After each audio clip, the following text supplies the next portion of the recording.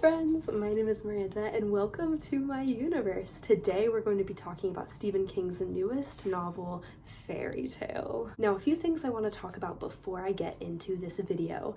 This video will be spoiler free. I also am not going to treat this video like a normal review, and the reason why is because I have my own opinions, my own thoughts about this book, but they are in very stark contrast to a lot of what other people feel about this book. If you look this book up, you will actually find a lot of mixed reviews on various platforms.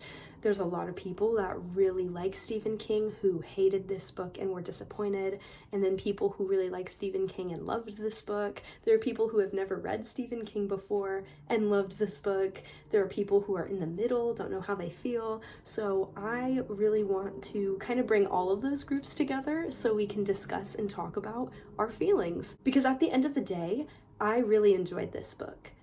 But I do understand the points other people who didn't really enjoy this book are making. I understand why this book falls flat. It definitely isn't Stephen King's best book, in my opinion. However, I do think it is still a great novel nonetheless. So without further ado, let's jump right on in. I'm first going to talk about my opinion and how I felt about this, and then we can go on from there. Fairy Tale follows around 17-year-old Charlie Reed, who is your average high schooler who plays football and baseball, and one day his entire life changes. Charlie saves the life of his older neighbor, Howard Bowditch, who falls off a ladder and breaks his leg, and in turn, he ends up taking care of the old man's very old dog, Radar. The first quarter of this book surrounds the plot point of Charlie taking care of Radar and forming a friendship with Howard, and how that in turn leads him to finding a portal to another world. Really, it's a well, but it might as well be a portal. Charlie ends up inheriting the keys to this well,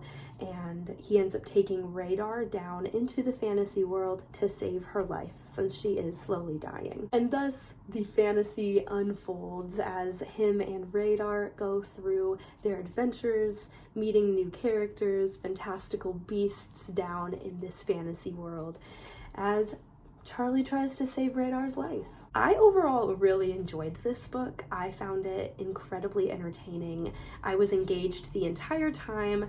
I do think that there are specific reasons for that, but I will talk about that later. I was charmed by Charlie's relationships throughout this book with Howard, with Radar, with Dora, some of the other characters that he meets in this other world.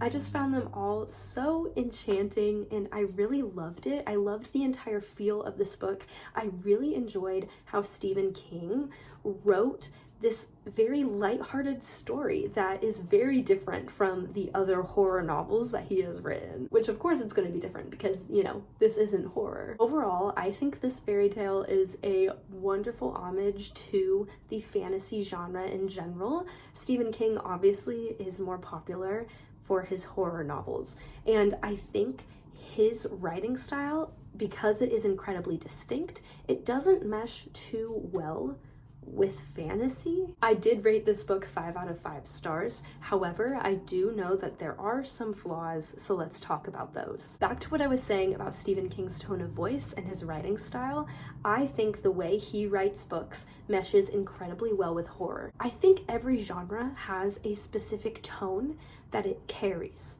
Overall, no matter what author you are, there is a certain way that you write fantasy, there's a certain way you write romance, and there's a certain way you write sci-fi, horror. And because Stephen King writes so many horror thrillers, that tone of voice carries into fairy tale as well, which is to be expected. I just don't think it blends because this is a fantasy. Stephen King tries to take the same writing techniques and what he does for horror into this novel, and I loved it, but that is only because I enjoy his writing and I enjoy the fantasy genre. So when one ends, the other begins, right? When I realized, oh, his tone of voice doesn't exactly mesh super well with this genre, I still carried through and the book still had my attention because I enjoyed the plot so much and I enjoyed the creatures and all of the fairy tale elements that it had. If you like Stephen King, I still suggest you give this a try. However, it is very different and it has a very different feel to his normal books. This one is more lighthearted, and I actually think Stephen King was trying to make a point that he knows how to write happy plot lines that are not completely dreary and sorrowful and full of death. This book, of course, still had some of those elements, but overall it was very lighthearted and innocent. And I actually really enjoyed that a lot. I think that was one of the strengths of this book, was that it was really refreshing to me reading it, because even though it's by Stephen King, it was in stark contrast to what his books usually entail. Another issue a lot of people have with this book is the fact that Charlie does not act like a 17-year-old, which I think is really funny. I didn't see it while I was reading, but now looking back, it most definitely is like that. Charlie doesn't really receive texts. He sends emails. Charlie references a lot of black and white movies, a lot of older movies and older references to things that are not really pop culture right now.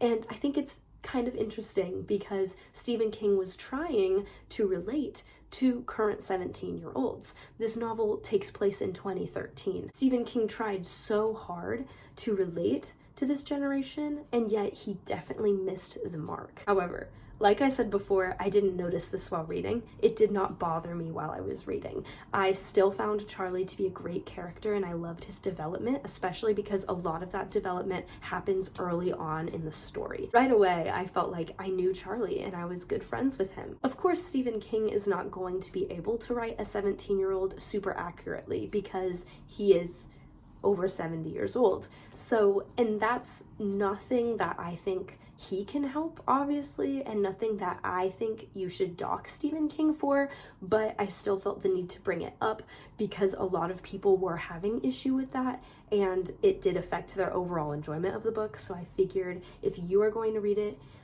you should know our main character does not exactly act like how he should. Another thing a lot of people didn't enjoy was the length of this book. This is not my opinion.